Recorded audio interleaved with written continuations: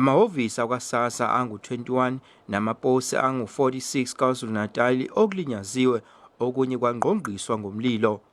Abeyibonelelo zikahulumeni bathi bamise izikhungo zabo ezingumahamba nendlwana ezingu-336 ngesikhathi sezibhelu. Lokhu-ke okukhahlameza abahola lezi zibonelelo ikakhulukazi emakhaya.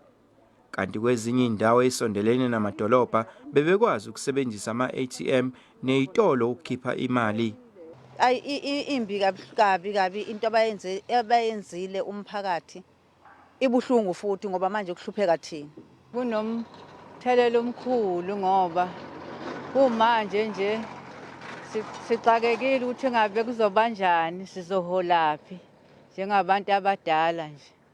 Uhulumeni uthi usuluqalisile uhlelo lwezibonelelo ezitholakala komahamba nendlwana. Sikwazi ukuthi siqhubeke izolo umhla ka-26 kaJulayi msomluko sakwazi ukuthi sikhokhe imali yesibonelelo kulezo zikhungo ngoba siyazi abantu bebekhala kakhulu bethi ke abanayo nemishini yokukhipha imali endaweni abakuzona nezitolo ishisiwe. Eindabeni ze-SABC nginguvusi Khumalo ebini.